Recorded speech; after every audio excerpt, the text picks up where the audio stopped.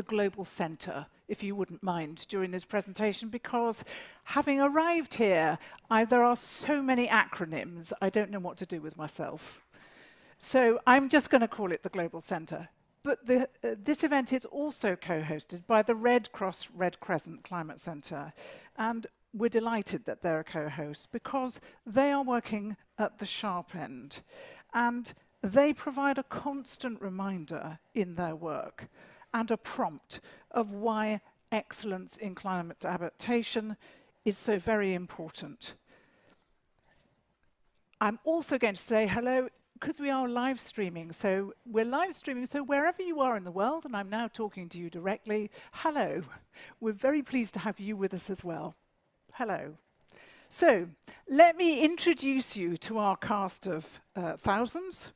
And we have on the stage here, we have Christiaan, who's the Operations Director of the Global Centre, and we'll tell you a bit more about them as we go along.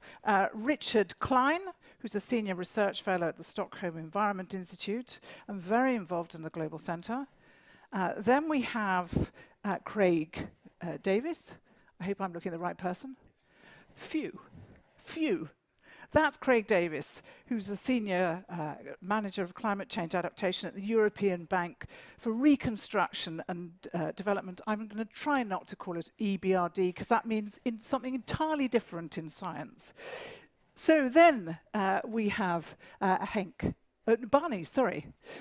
Then we have Barney Dickson, who's Head of Climate Change Adaptation Unit, Ecosystems Division of Environment, and particularly pleased to welcome Swara Ibrahim, who is from Red Cross Red Crescent.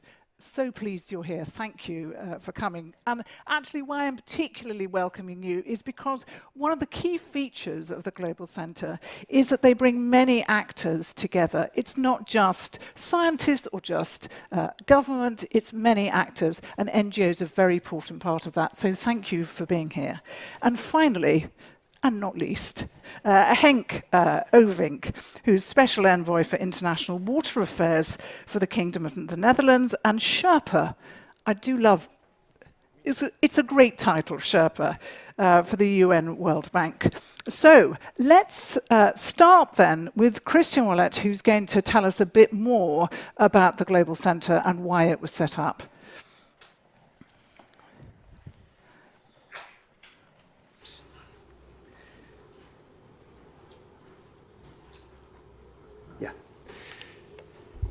I'm a bit higher than that.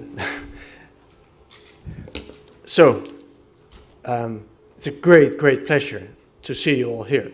I really mean it from the bottom of my heart. It's been a year full of really diving deep into the matter of what is keeping us from accelerating adaptation. I'm glad to be able to say that. I know a lot of you who are in the room now. Those who I've not met, it's a pleasure to meet you, and I hope to meet you in person. Because in the past year, we've interviewed, I think, close to 200 organizations in person, trying to find out, okay, so the Paris Agreement wants to speed up adaptation. What does it take? And who's going to do all of this? And well, here we are. After talking for a year, we're ready to almost launch the center. So we have this side event now to talk you through and tell you about what the center is about, what we intend to do, and the official launch will be next Tuesday. So here it is. The Global Center of Excellence on Climate Change Adaptation accelerates climate adaptation by recognizing existing excellence, building new excellence, and promoting the uptake of excellence among all relevant stakeholder groups throughout the world, the Global North and the Global South. What do we mean by all relevant groups of stakeholders? Like Vivian rightfully already mentioned, it's not limited to national governments and science, although these are very important partners, of course. It's about international organizations, about NGOs, about businesses, both business networks as well as individual businesses, knowledge institutions, governments, national, regional, cities, and financial institutions, both developmental as well as commercial. But then that's all great, but why do we need a new center? Why do we need a new organization? Well, like I said, we talk to hundreds of people, and there's great knowledge, there's a lot of finance, there's a lot of technique, and still there seems to be something missing. I feel like it's the links between them who are missing. We are we are in dire need of increasing climate resilience, of course, and I'm sure Henk will be telling a lot about that. So we want to move from global commitments, from the SDGs, Sendai, Paris, Quito, Addis, to concrete projects, carry them out, which eventually has to lead to measurable results. We need to be able to understand the degree to which these results add up to meeting these global commitments. Secondly, we've all agreed to make many billions of dollars available for climate resilience, for climate change adaptation. And already there's a lot of money available. But why doesn't it flow more and more direct and more rapidly to those projects that really need it? So why are there gaps in investment planning, programming, and implementation? And last but not least, I think the holy grail in adaptation is the question, what is effective climate adaptation? How can we measure it? Just two quick quotes from well-trusted persons who really convinced us that we were on the right track. First from Mr. Tiao, the Deputy Executive Director of UN Environment, saying that our survival depends on learning how to live on a hotter planet with more extreme weather, erratic rainfall, and rising sea levels. And Ms. Espinosa, who mentions that the effective engagement of all stakeholders and the management of knowledge, so she does mention new knowledge, creation of new knowledge, which is very, very important, but she stresses the importance of the management of knowledge is vital in supporting all adaptation action. That's all great, and here we are. We're going to launch it officially Tuesday, and from there we will start from 2 offices based in the Netherlands, a floating office, as from 2019, a floating office in the city center of Rotterdam, and a great building up north in the beautiful city of Groningen. But then what are we going to do? You now know the mission, you now know the background of it, and it's a pleasure to hand over to Richard, who's going to inform you a little bit more about what the center's activities will be. Thank you.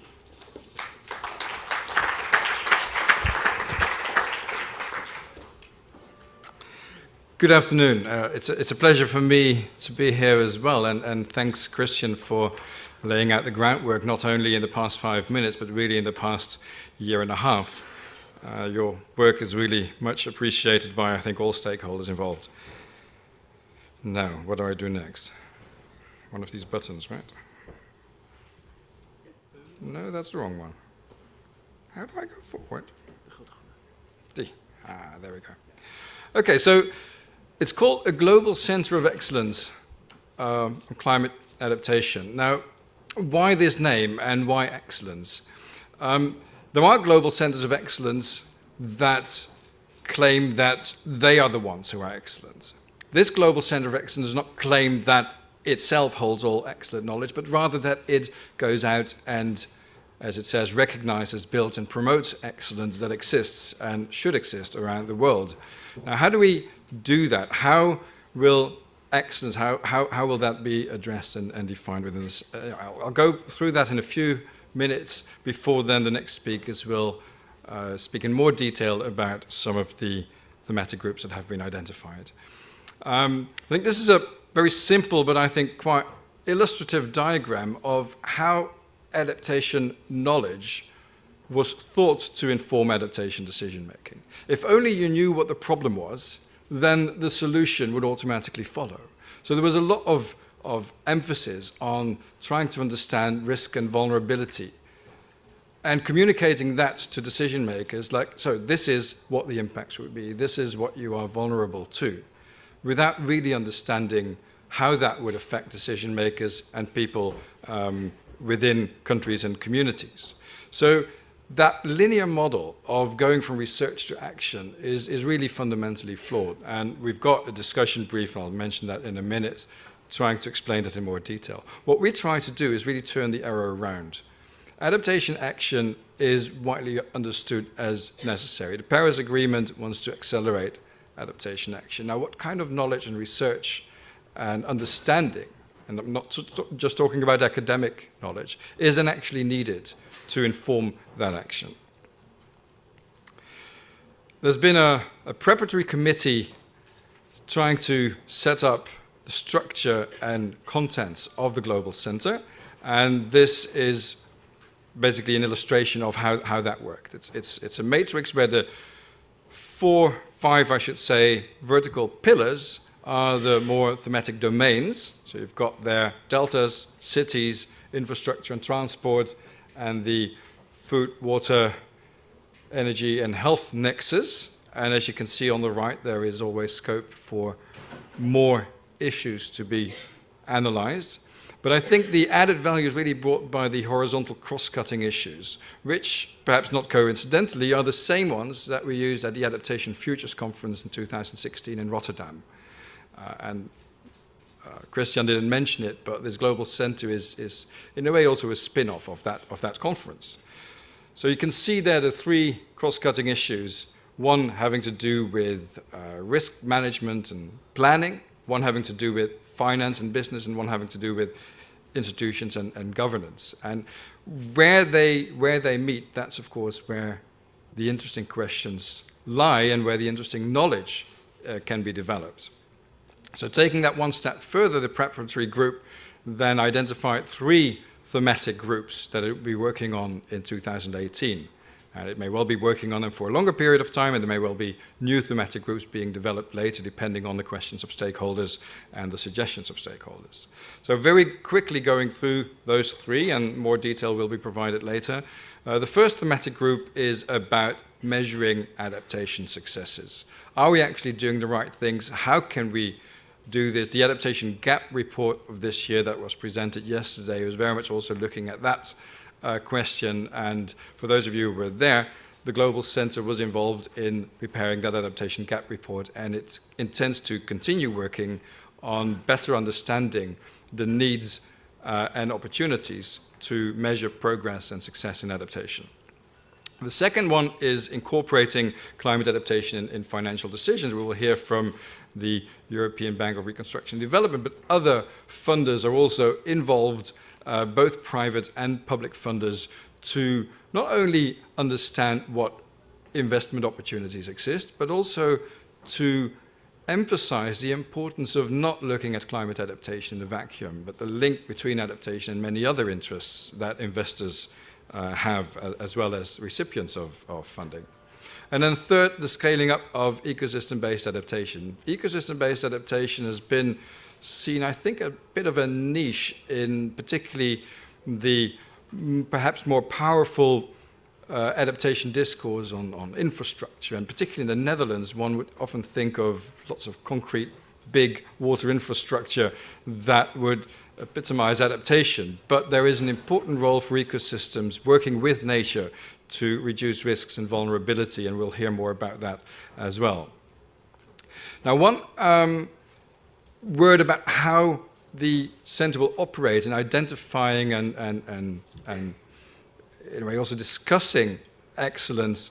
One important vehicle, building also on the work of the Adaptation Futures Conference, is through discussion briefs. The purpose of these discussion briefs, and two of them have already been published, is not to present consensus on a particular field, but rather to have one perhaps provocative 4-page document that's well informed about a particular issue that will then generate discussion about a particular topic. Now, the first one was about the nature of adaptation research and how it should involve or how it should inform adaptation actions. This one is about the nature of mainstreaming. The third one, which is in the making at the moment, is about using standards for excellence. And I should also point to the 5 issues there on the right. The purpose of these discussion briefs is really to engage people in a dialogue and to identify with the broader stakeholder community what the issues are, where there might be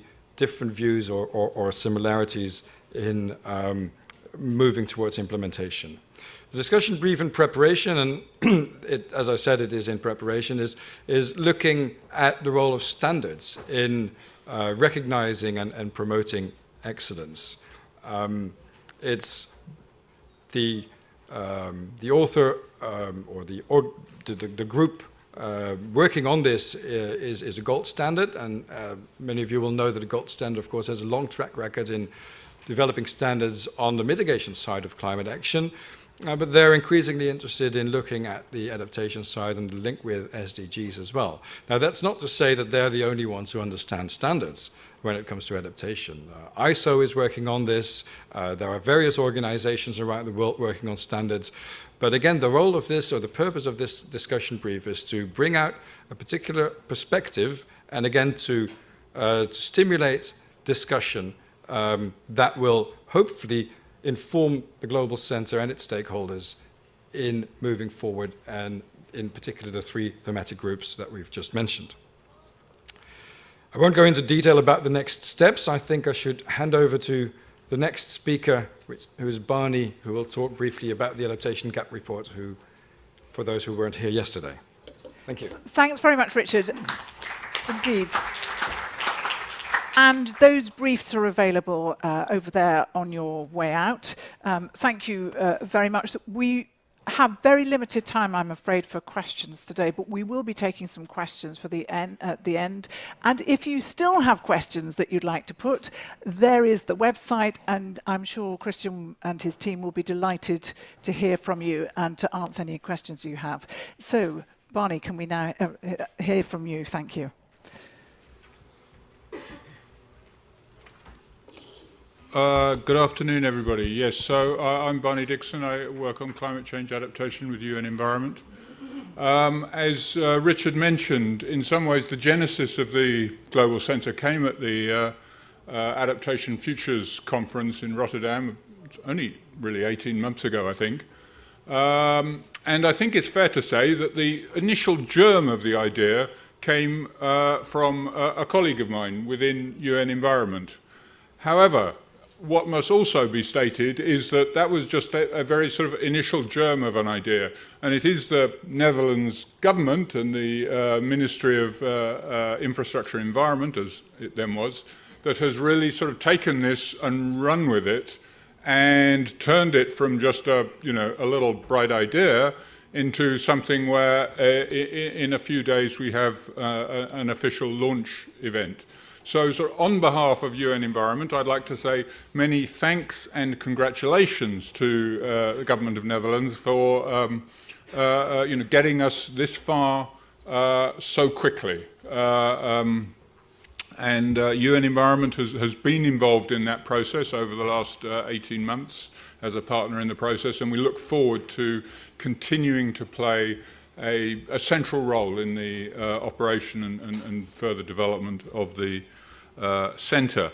And I hope also that we will be able to bring we are UN Environment, we're sort of active on various aspects of the adaptation challenge. I see my colleague over there, the director of CTCN, the Climate Technology Centre and Network.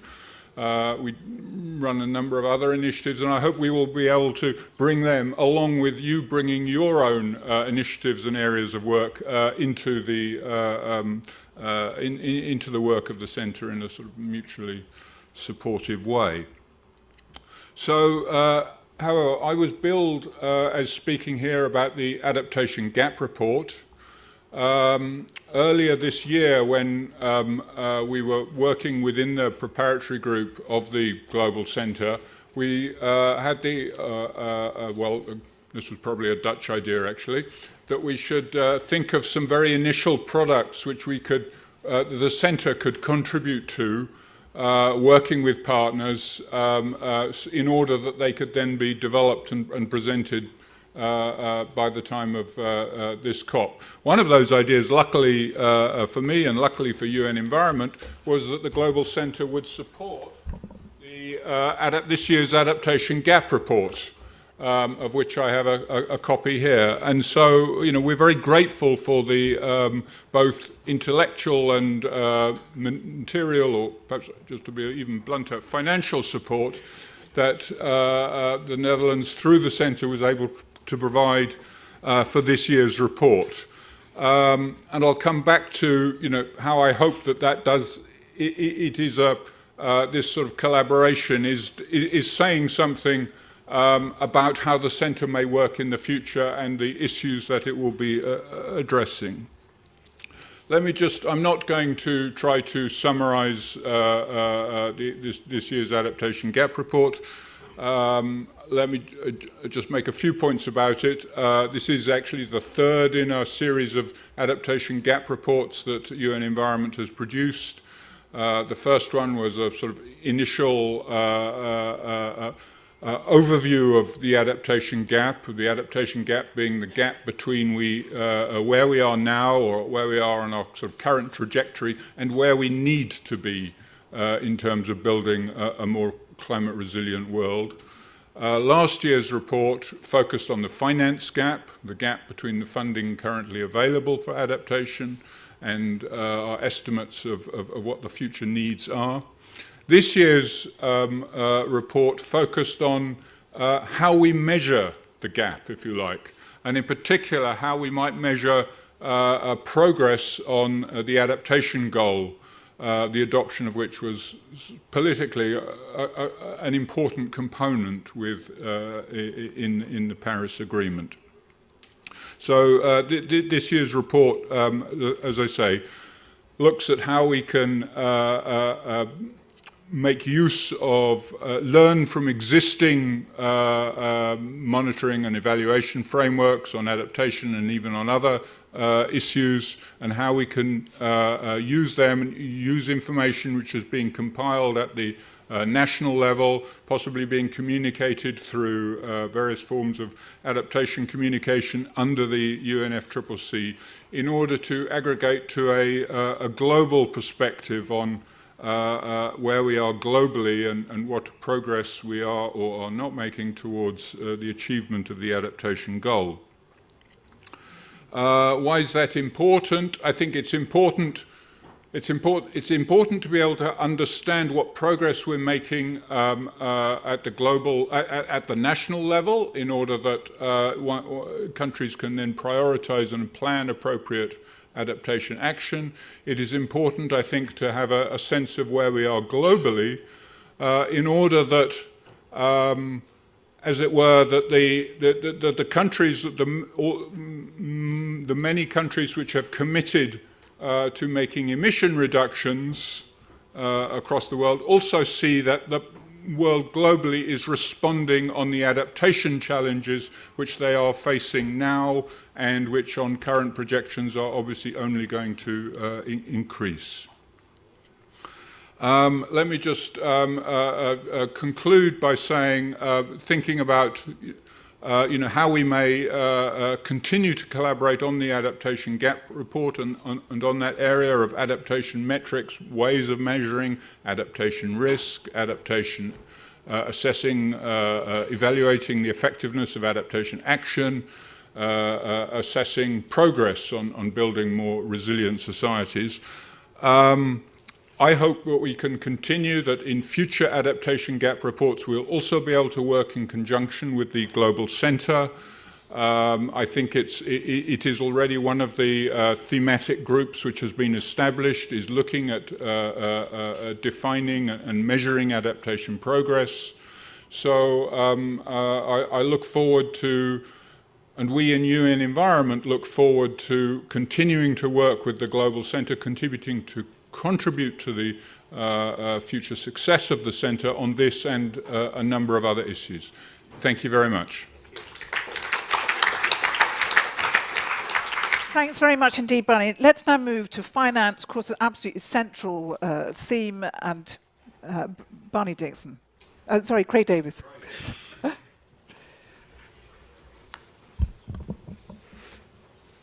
Good afternoon. I think I also have some slides.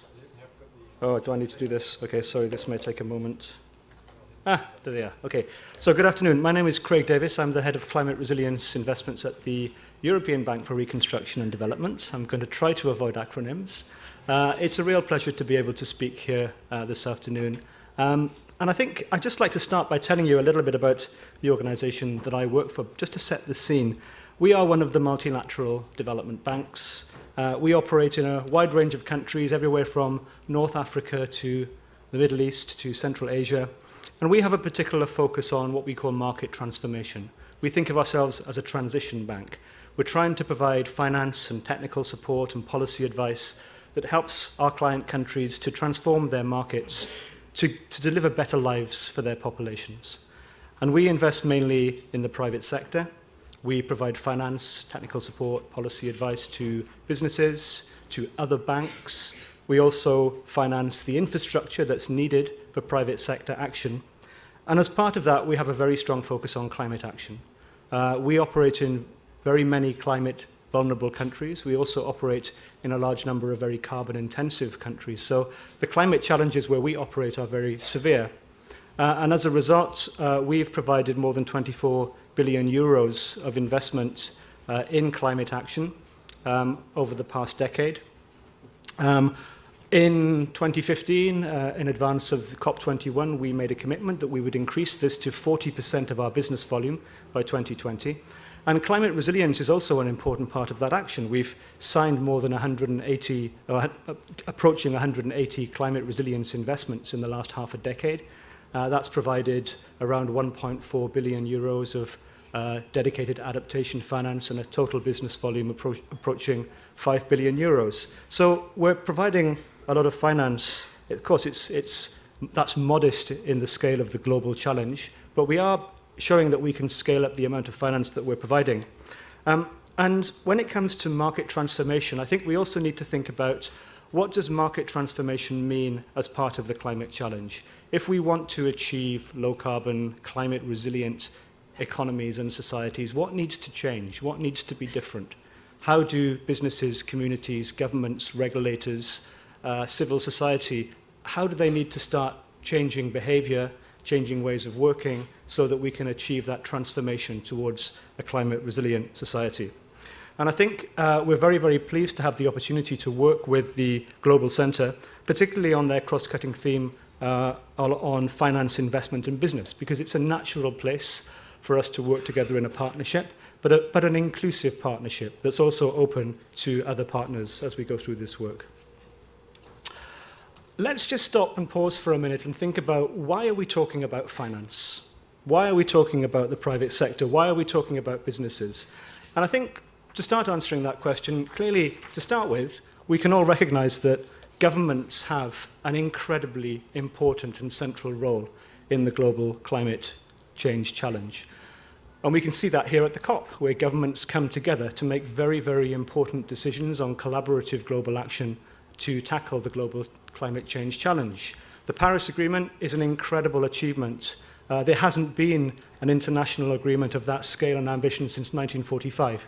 So we can see the power of what can happen when governments come together to work and find solutions to the global challenge of climate change.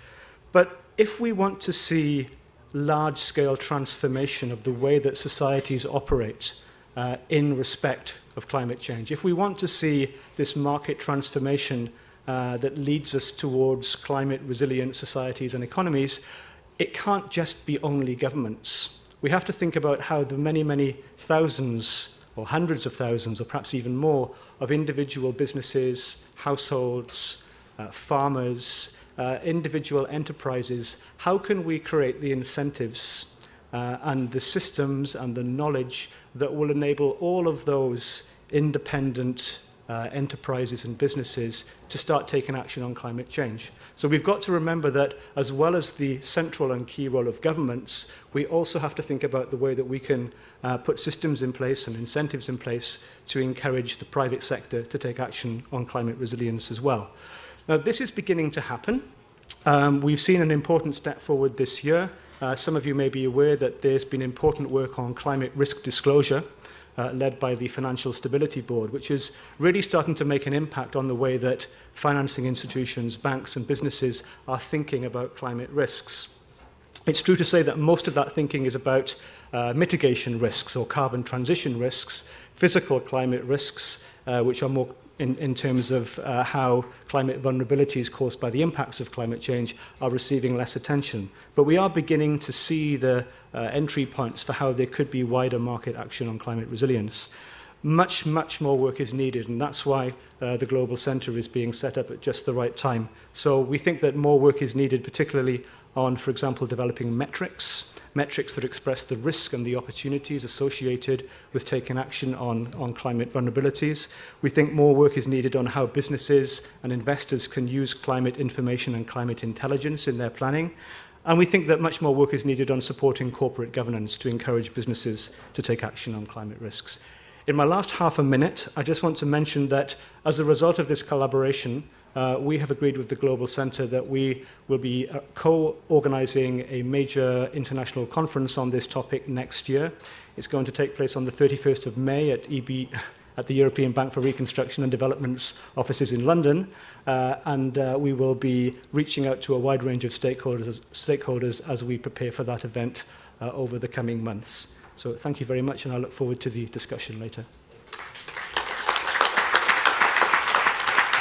Craig, thank you very much indeed, and that's a really exciting work programme to be laying out. Thank you. Now, finally, another theme here, infrastructure. Henk Ovink, can we have you to the lectern, please? Henk, from the Asian Infrastructure Investment Bank. I am determined not to do acronyms. It's okay, we don't do acronyms. Asian Infrastructure Investment Bank, I actually work with them, and I think that's a critical part. I want to start by thanking Christiaan personally for his ongoing effort and energy, but also Timon, who's on the front row, his sidekick or partner. I think they, where we are now, it's amazing. Thank you so much. Also my own kingdom, but that would be a little weird, but being part of this from the beginning in a cabinet transition, we crossed fingers, you can imagine. And UNEP, of course, and the government of Japan, as being co-partners. I'm very excited to be here because next to the official launch of the center next week, I'm already launching something of the center in its collaboration today.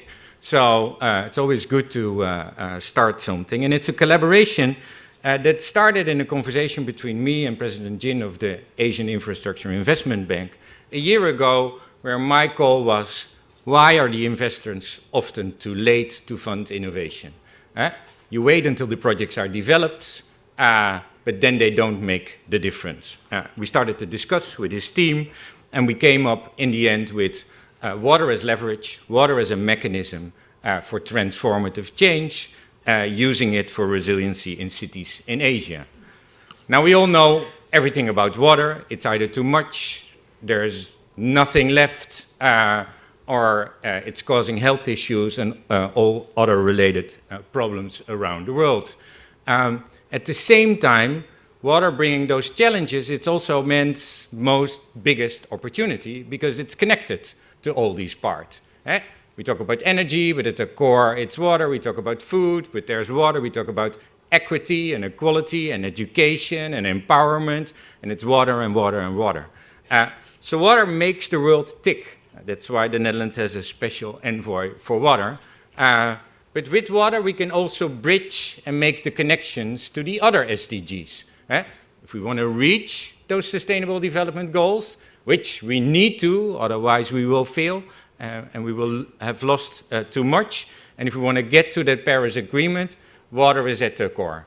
80% of adaptation, water-related, 90% of disasters, water-related. So it's risks and reward at the same time. But how do you make the connection? It's not so easy. So one graph. If you look at the future, it's doom and gloom.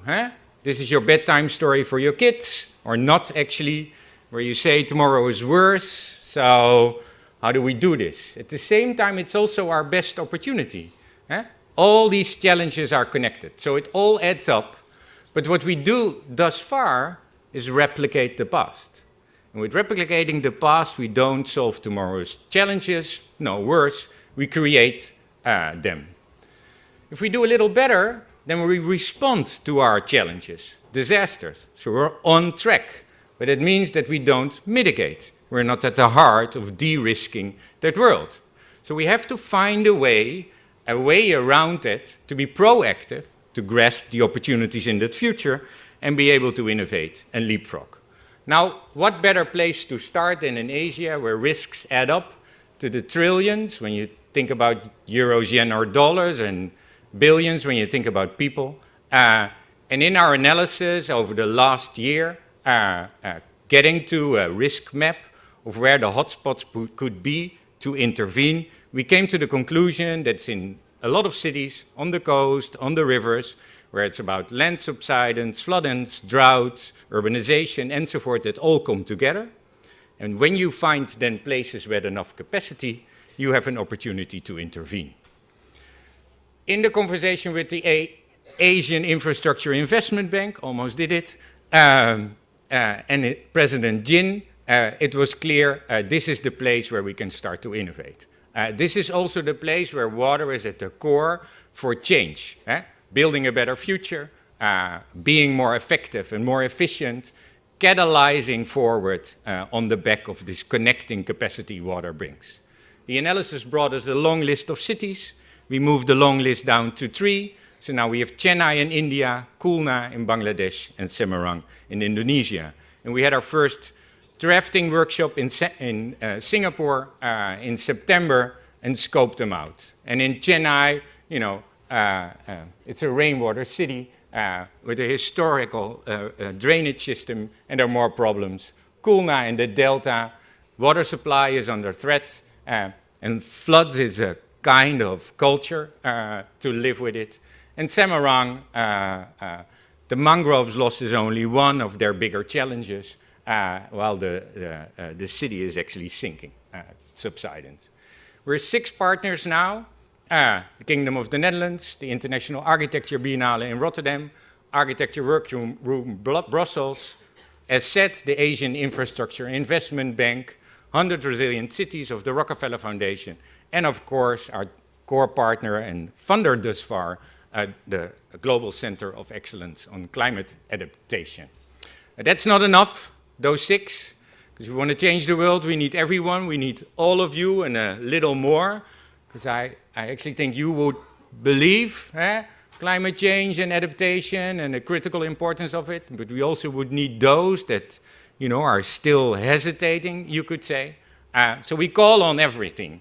And that's the thing. We launched the partnership today to the world. There's a website, I will tell the name, but we also announced the call for implementation, a call for teams of interdisciplinary capacity that work on the ground with the people in these regions, in these cities, with the talent of the world, with the institutes that can help fund the projects. Because in the end, this call is really about implementation, changing the facts on the ground. The call will be launched in January, so watch us, follow us online, on Twitter or anything, or send me an email, and join Water as Leverage for Resilient Cities in Asia. We start in 3, there is a longer list and much more ambition. waterasleverage.org. Thank you very much. And there's a brief folder on your chairs that tells the whole story in a little words, and also has the... Thank you very much, Henk. We're convinced. We're convinced. So let's go to the ground and to those people who are most in need of help. And can I invite Swara Ibrahim to take the lectern? Swara is the Disaster Risk Reduction and Climate Change Adaptation Manager for Kenya's Red Cross Society, and she's got a really strong background in disaster management. Yeah, good afternoon, everybody. So just a little bit about the Red Cross Red Crescent movement before I go into the discussions on adaptation. For the Red Cross Red Crescent movement, climate change Climate change issues are always linked to our humanitarian mandate. We are 190 national societies with 17 million volunteers and a network of 160,000 branches. So we are therefore present in communities before, during, and after disasters. So for those who think that the Red Cross are only there during the disasters, we are always there. The IFRC and the national societies have a long-standing history of working with the most vulnerable people in some of the most remote and hard-to-reach places in the world. Globally, 1 out of every 415 people is a Red Cross, Red Crescent volunteer, and the IFRC network reaches 70% of those who are impacted by the disasters. So I believe there are some Red Cross volunteers in the room with those statistics. In the most vulnerable communities, the impacts of climate change pose a direct threat to people's very survival. The devastating effects of extreme events, temperature increase, and sea level rise will worsen the consequence, especially for those who are already vulnerable to climate. So therefore, the Red Cross Red Crescent has made it its business and has been engaging for the last 10 years in local climate smart programming to reduce vulnerability to climate and to enhance the delivery of finance to the local level to where the impacts are most severely felt. So for us, disaster risk reduction is a key to adaptation. Working at the community level through our extensive network of volunteers, the Red Cross Red Crescent uses approaches like participatory process, like the vulnerability and capacity assessments, whereby we work with communities to identify their risks and their vulnerabilities, and thereafter communities develop community action plans, and they identify local solutions for adaptation, which they either implement or share with relevant stakeholders to support them in local adaptation initiatives. To enhance adaptation, there's also a need to reduce vulnerabilities through creation and promotion of sustainable livelihoods. The lack of economic opportunities is a determinant of vulnerability. So for example, in Kenya, where I come from, the main economic activities are agriculture and pastoralism, and these are affected by climate.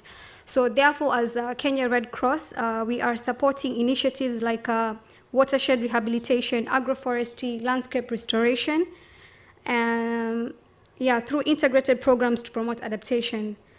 So by protecting and enhancing natural services that support livelihoods, vulnerable communities can maintain their local safety nets and expand the range of options for coping with disruptive shocks and trends.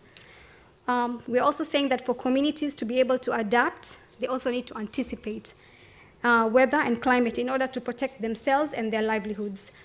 The Red Cross Red Crescent movement has developed transformative financing approaches such as the focus-based financing and climate-smart social protection to bridge the divide between short-term humanitarian response and long-term development planning.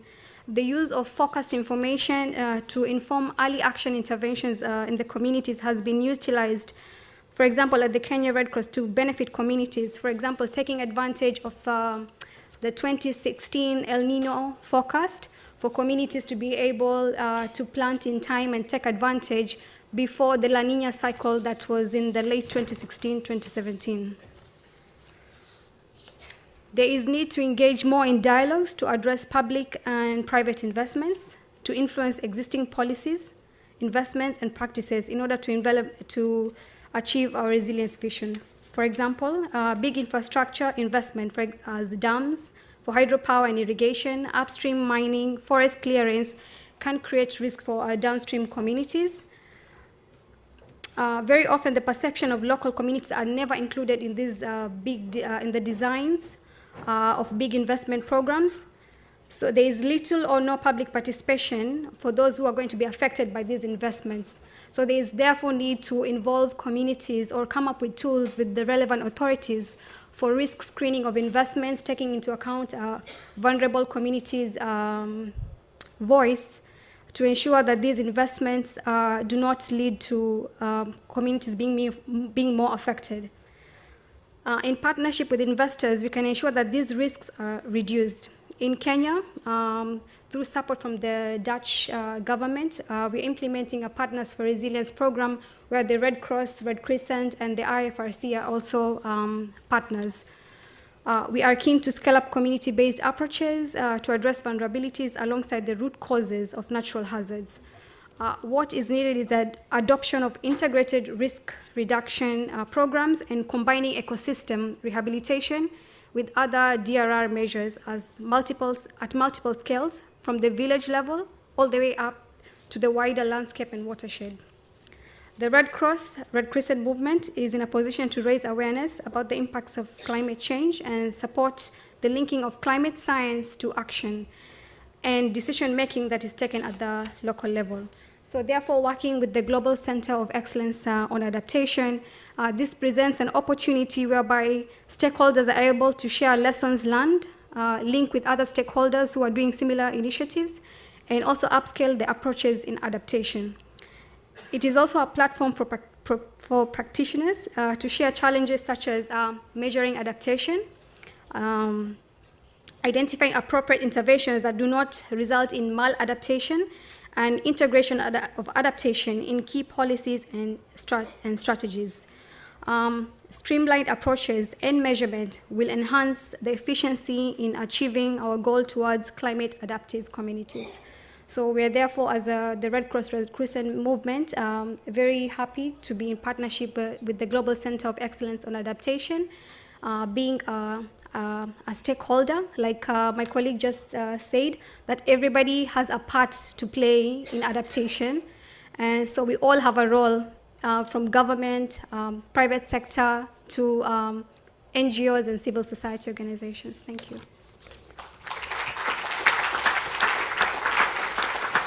Swara, thank you so much for your eloquence there, making really the case for all the talents being involved. No matter who they are, everyone that is talented and has a stake in this needs to be collaborating. Okay, so now we're going to move into a slightly different gear. We're going to have a panel discussion, which means getting shot of all of you. Go away. And our next panel, would you come up?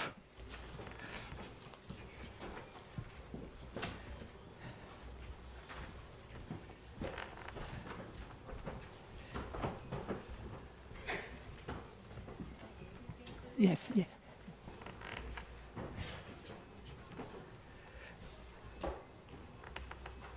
Now, this is going to be slightly challenging me because I haven't actually met some of these people before, but there may be a little guesswork involved, but I hope I get it right. So forgive me if I don't. So I'm actually going to start off with someone who is very important because the NIES, that's the National Institute for Environmental Studies in Japan, was an initiating department. So welcome, Yasuko Kamiyama. Thank you very much. And next, right. I told you this was going to be guesswork, but it's going to work. It's going to work. So next, we have Julie Origi. Julie is a manager of urban and disaster risk for the American Red Cross. Next, we have Nick Craven. Nick is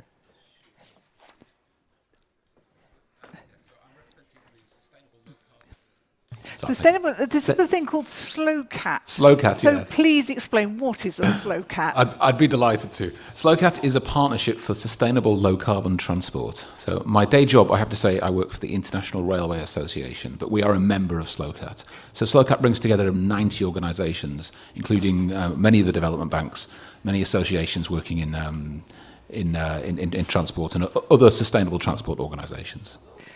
This is Dr. Angela Falconer. She's the Associate Director in Climate Policy Initiative's Climate Finance Programme, which is based in London.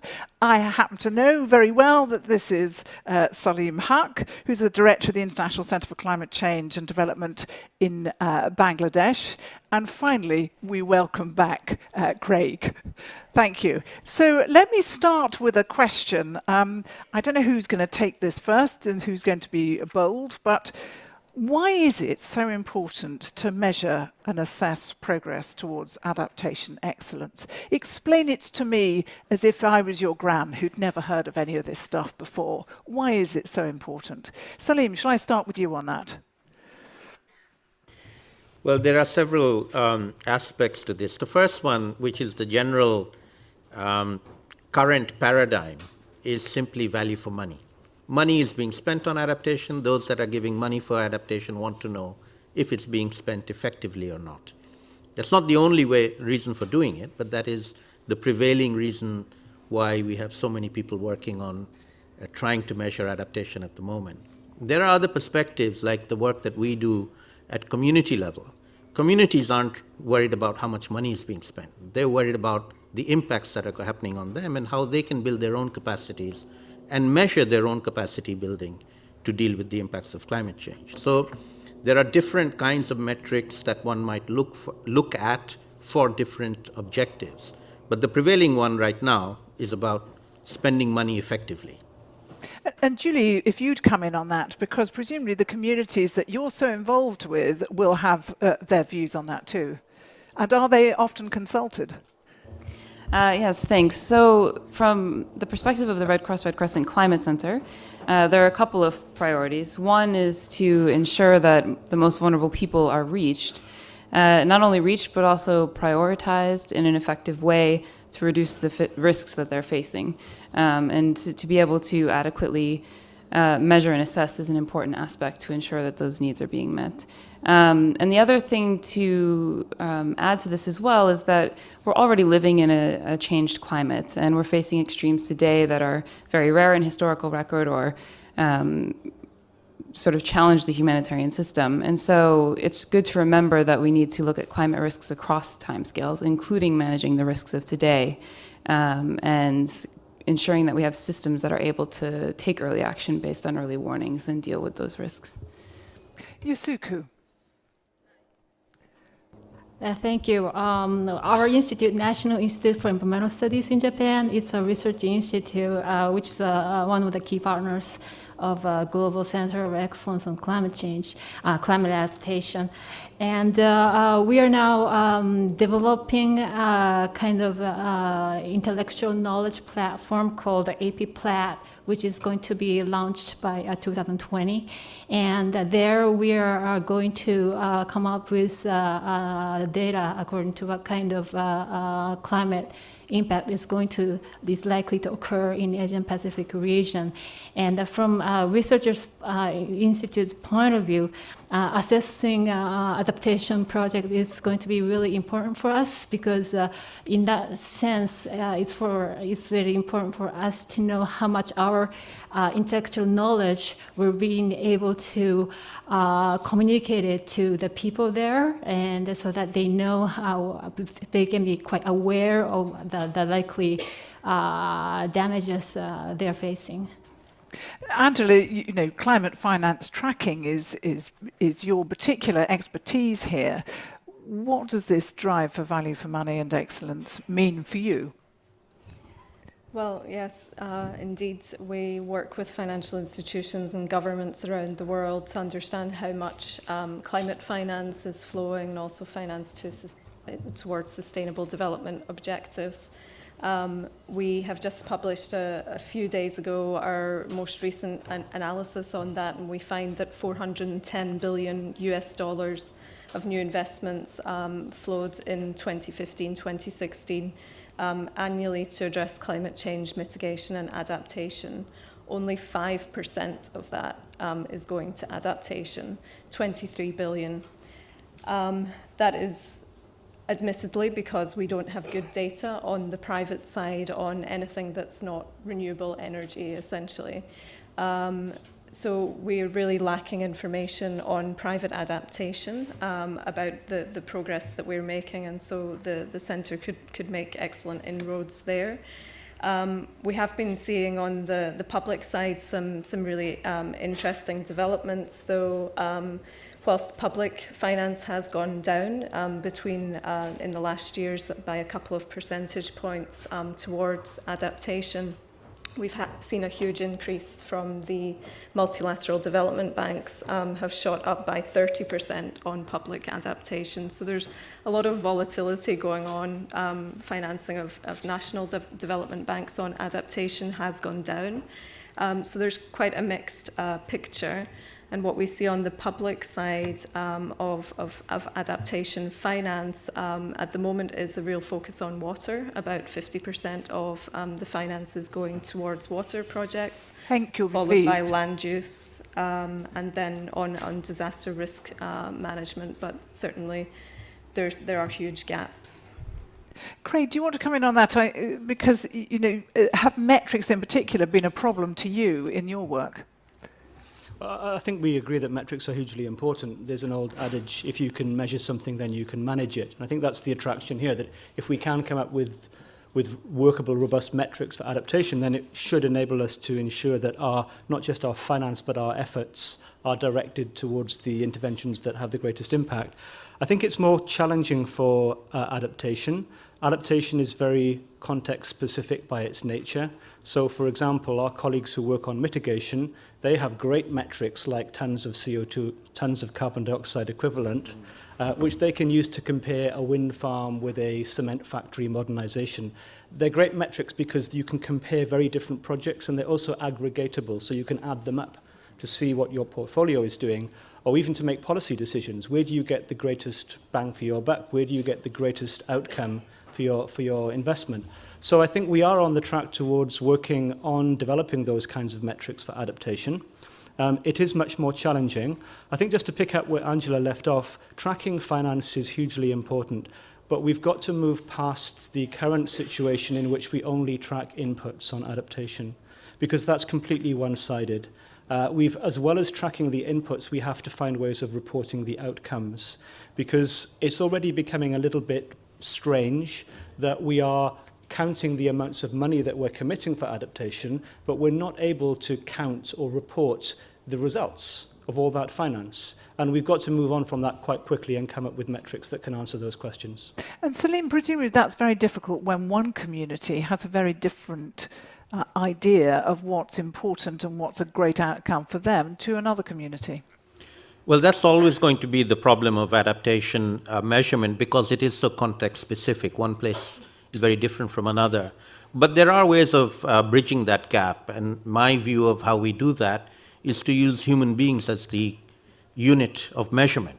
Human beings everywhere are the same. We have a level of knowledge of adaptive capacity, and we're going to gain adaptive capacity with the investment that we make, and we can measure that over time. So to me, the metric that matters is how are we capacitating people, and I would privilege the most vulnerable people as our unit of measurement, not the privileged people, of improving their ability to adapt to the impacts of climate change. And that's human investment. It's not infrastructure and building things.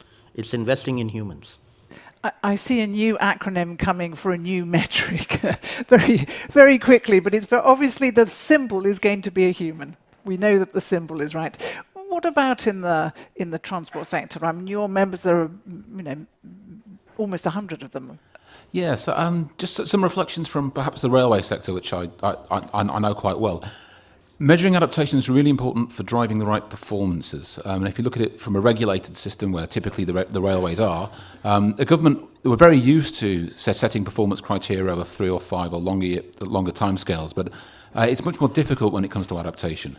And if I just give you an example, in the UK, obviously the trains are never late, but on the one occasion when your train might be 1 or 2 minutes late, we've had a national strike yesterday, just to let you know. We're very good at capturing that 1 or 2 minutes, and we spend a lot of effort with attribution, and we find someone to blame, and we use that to improve the system and to drive performance. When it comes to more extreme weather events and we get a larger failure of the system, delay minutes are no longer the appropriate way to measure that. And so what we're looking at doing is a change of paradigm where we start to measure journey availability, we start to think about graceful failure and reduce services. And by using those kind of new metrics, we can drive behaviours and incentivise adaptation on a longer term basis. Just explain graceful failure. Is that a new term to you, graceful failure?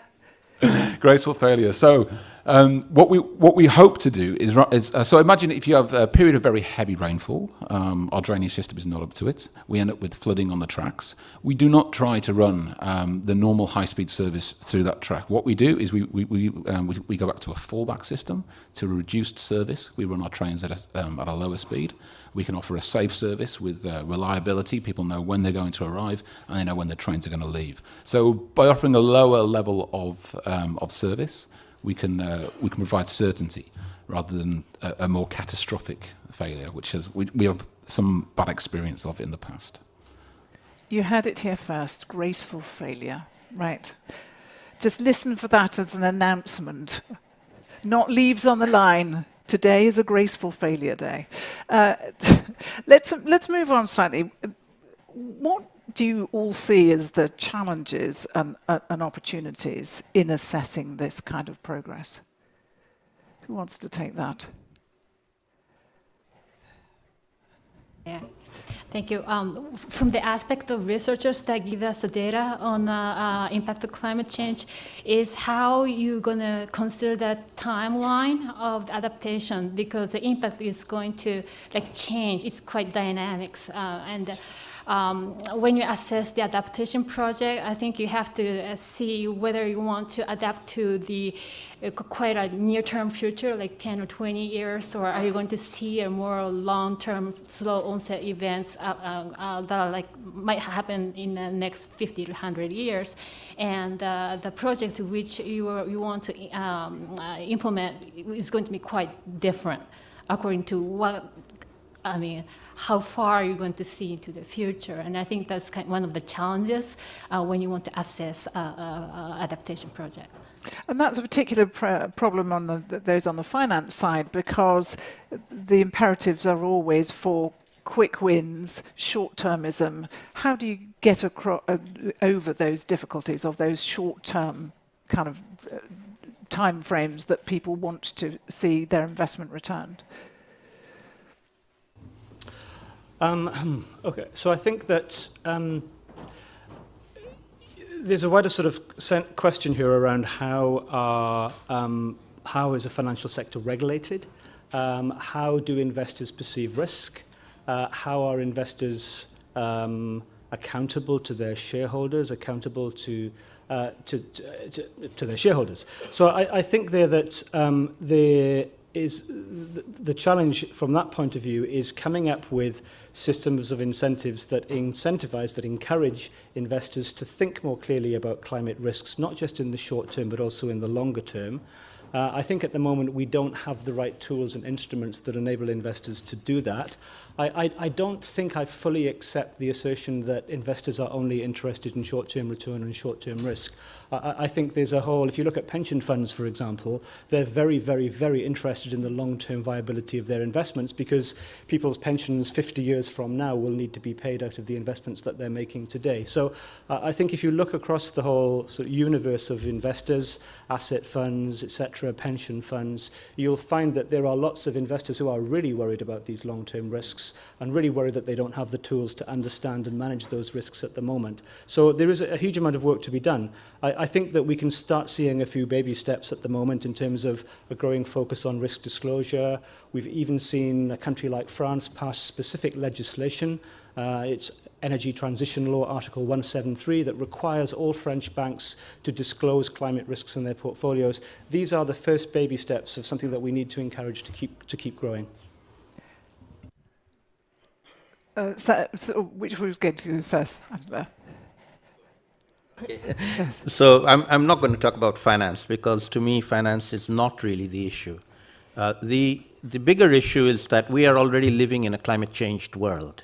And I would assert that 2017 is over the tipping point, has taken us over the tipping point in terms of attribution of events. If we just look at the series of hurricanes that hit the Caribbean and the United States, these are already human-induced impacts of intensifying climate events that we've seen around the world. And so we're all going to have to adapt, whether we like it or not. Whether you live in America or in Netherlands or in Bangladesh, we're all going to have to adapt. And I would argue that some of the most vulnerable people, communities, countries, particularly my country, Bangladesh, has realized this much earlier than everybody else. And we have been investing in building the adaptive capacity of our own people much faster than any other country. Bangladesh is now one of the most resilient and adaptive countries in the world. We're still very poor and we're affected by impacts, but we are very, very adaptive, and the rich can learn a hell of a lot from us. And it's not about money. Well said. Angela, but do you want to come back on the finance side? How do I follow that to talk about money? But No, I think I agree very much with what the panelists have been saying, and indeed we do need to think more carefully about how we track progress and excellence in adaptation in different sectors. The example that Nick mentioned is very brings it down to the ground that, you know, what is the additional cost that's involved with this? Maybe it's not additional investment that's needed. It's really different ways of working. So that means we have to rethink everything in how we work in the climate finance world, and also look on sort of the public side, maybe really shine the light on there where the public can be sort of leveraging those types of activities in the private sector with regulation, policy incentives, or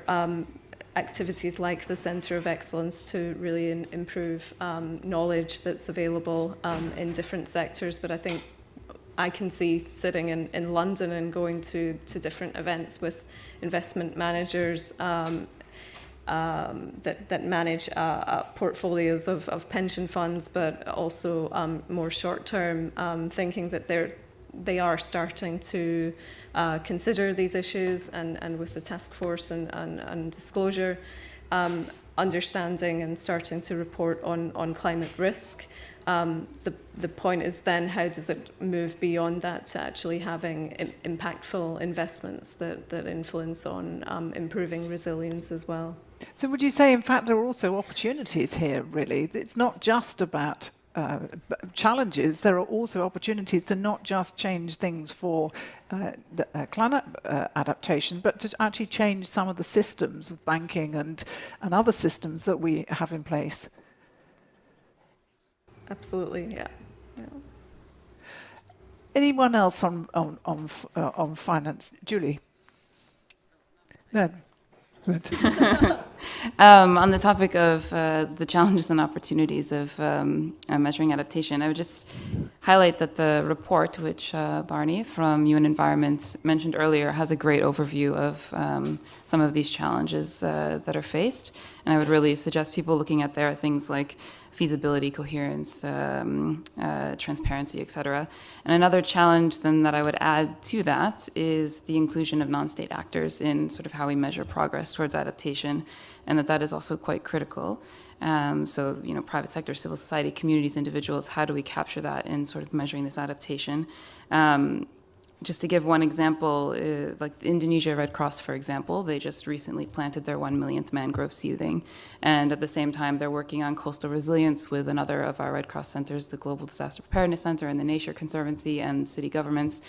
And those are two examples from one Red Cross society in one country, and we're only one of the many civil society actors. And so when you start to pull in all of the work that's being done, there's a huge opportunity to capture that, but it's also a challenge to figure out how to pull it together and aggregate our progress in that sense. And opportunities perhaps in that the world has shifted. We've suddenly gone from a world in which government was for the people to being government with the people. I mean, you know, the victories of Trump and Brexit and the populism, that has swept the world, and there is no longer any possibility of doing things without the people. So that is an opportunity of how to involve people.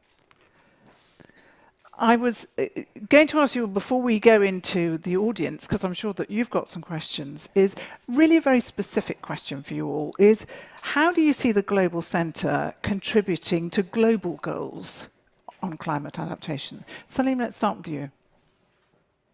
I think the opportunity, particularly in adaptation, is because there's so much happening all over the world, and because everything is particularly context-specific, it's very difficult to aggregate across countries or even compare. And so a global center that enables all of us who are working in this space across the globe to plug in, share our knowledge and information, not have a one-size-fits-all system, but nevertheless have something that we share in common. And as I said earlier, to me, the common factor are human beings and building the capacity of human beings. To me, that is the paramount measure that I would use to measure adaptive capacity. Your thoughts? So when we think about transport, adaptation is largely a matter for infrastructure, and that's largely about asset management. And so I think there's a huge opportunity there for the centre to promote best practice for asset management. And here I'm thinking about many established methodologies that are out there. I'm thinking about ISO 55000. I think we've got a new standard coming, ISO 14090. Both of these will explicitly address adaptation in the context of asset management. And I think if the centre could maybe support a network, promote best practice, support benchmarking, and drive best practice through the established mechanisms, and that would be a huge value and benefit. How do you see, Craig, the Global Centre going for global goals? Well, I think there's a great opportunity for the Global Centre to break down some of the silos that exist in the adaptation field. Adaptation is quite a young discipline to most people. There are some people out there who've been climatologists who've been working on this topic for decades, but for most of us, it's a relatively new subject. And over the years that have passed, this knowledge has grown up in a number of silos. For example, I think there's been a lot of excellent work by the development finance community. I think the development finance community, development agencies have really been leaders over the past decade in thinking about adaptation. But we're now seeing that there are other communities, like, for example, the commercial finance community. And I do think that if we are going to see this kind of transformative change in the way that whole markets operate, we are going to have to grasp the nettle on the involvement of commercial finance, and we're going to have to grasp the nettle in terms of coming up with ways of expressing the value that can be created through resilience. There's another community which is the technical community. I mean, for example, we have Nick here. That's a good example of an infrastructure organization that's really starting to think seriously about technical standards and codes in their sector on climate resilience, but there are other industries and sectors doing the similar things. The point is that these are all conversations happening in closed circles. And to really maximize the impact, we need to break down those silos and get these people talking to each other and sharing knowledge. And I think that the Global Centre is well placed to do that. I want to finish this section with you, because you, of course, were an initiating partner. How do you see the Global Centre contributing towards global goals? Thank you so much. I think until today, most of us had thought that adaptation, if you compare to mitigation policies, adaptation is considered as something to be implemented locally, and so that it's quite difficult for us to make a kind of comparison across countries. Like one success story in one place might not be a success story in another place. But at least we feel that one thing we can at least say is that, as Julie mentioned, involvement of non-stakeholders are really important, and to be able to really start networking people on ground and people in that region, and try to inform the people there about the likely impact they're facing, and they should be the one who should be making the decisions on adaptation. So I think that kind of really, grassroots level networking is one of the things which the Global Centre of Excellence could contribute to. Thank you. Thank you very much. And can I turn to all of you now? We also have some extra people to answer questions. We've, of course, got Christiaan Willert, if you want to ask questions of him. We've got John Firth. Where are you? Just jump up and say hello. Wave just to show that you're there. He was the chair of the preparatory group of the Global Centre, and of course we've got our first audience, our first panelists as well. So any questions from you? So tell me who you are first of all, and stand up. Hello, my name is Pierre Cadet. I work for Care International, and I'm here as part of the Canadian Action Network. The Climate Action Network. Thank you so much, moderator, for this excellent facilitation, and thanks to moderators. I have a question for Christiaan. Considering what have been said by Salim and by Swara, in your presentation, you shared the stakeholders that you are working with. And I felt a little bit sad because I didn't see any mention of local communities, those human beings who are on the front lines of the risk and opportunities Hank mentioned of climate change. What role do you see them playing in the climate adaptation excellence work. Thank you. Christiaan, I mean, very important, but presumably that's through NGOs, who I know are a great part of this enterprise.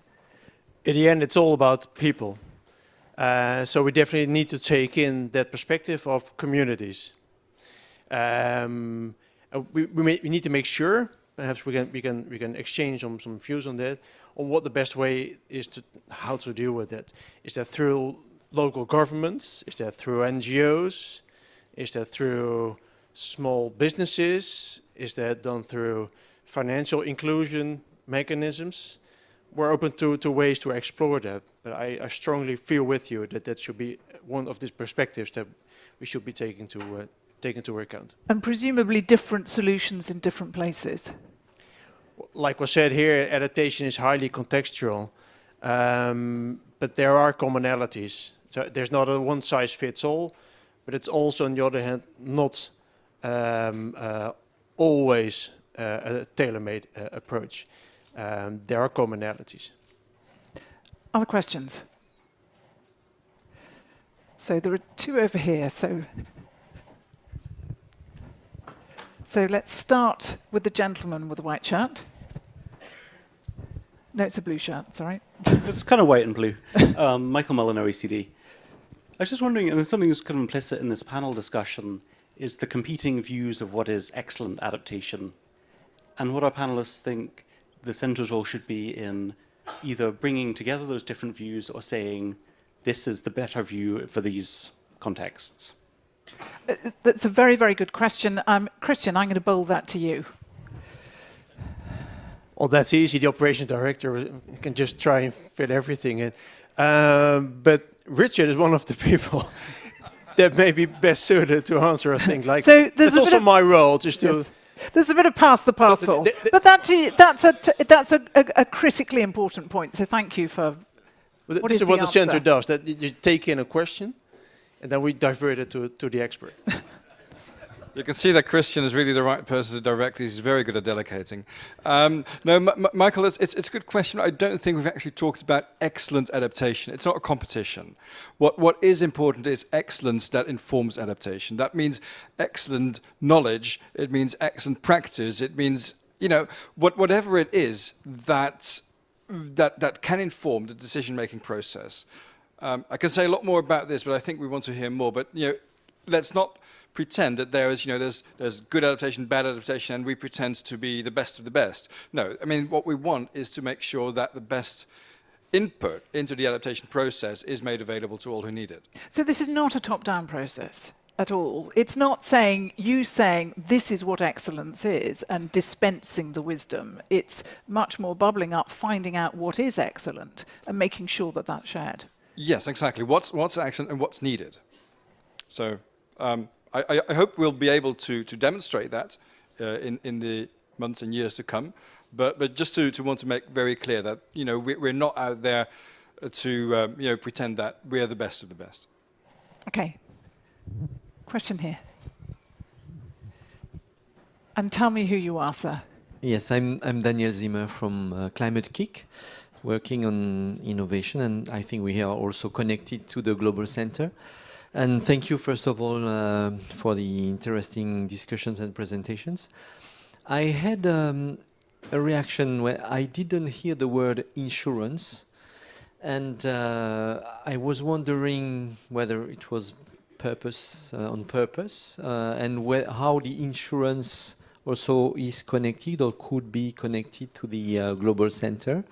I tend to say and advocate the fact that for decision makers to work to be active in adaptation, they need to have both the cost of inaction and the cost of action. And I feel that the insurance sector can be there to bridge the gap between cost of inaction and cost of action. So I would be interested to have the First of all, perspective is there anyone in the audience from the insurance sector? Well, we could say what we like then, right? Angela, let's take your views on that. Yeah, maybe just to mention something that we've been working on called the Global Innovation Lab for Climate Finance, and we hope as being part of the Centre of Excellence that we, I guess to your last question, hope that the centre would be able to help us scale really bright examples of what's working to mobilise the private sector to focus on climate risks. And one of those innovative ideas for climate financing, I think we've been working on also with Climate Kick, is the Oasis platform for catastrophic risk assessment, which is developing tools to help assess climate risks, to price climate risk, and really be sort of modelling and risk analytics for the insurance industry. So we've been working to sort of develop that idea through our lab with support of lots of development finance institutions, governments, and the insurance industry, to really sort of get that out there and pilot and make the knowledge and data on climate risks available to the insurance industry, along with many other different instruments that I think that the centre can help to. And Celine, presumably on the ground for individuals, actually insurance is a very important element.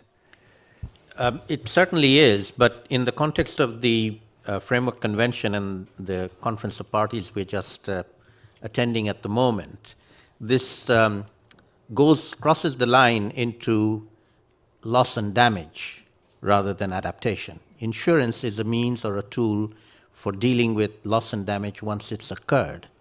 That's when you collect your insurance. You pay a premium before that, but then you collect it once the damage has occurred. It doesn't pay you to adapt. So if the centre is going to stay within the words adaptation, then that's one thing, then the insurance industry really doesn't apply. On the other hand, if you're willing to look at loss and damage, then the insurance industry does apply, and I would encourage you to do that. And the insurance industry certainly doesn't let me take out home insurance without putting a burglar, without having a lock on the door. So, you know, the insurers are really quite potent. It can certainly stimulate behavior, but the payments only come in once you're burgled, not before that. You keep paying until you're burgled. Right. On that note. Do you want to add something quickly about insurance before I ask you to close? Sure. I'm just glad we didn't define adaptation yet. So whether it is within the boundaries of adaptation, I'm not sure. I'd just like to say that the Munich Climate Insurance Initiative is co-hosting the launching event this Tuesday. They were an important partner of us. So yes, insurance is in.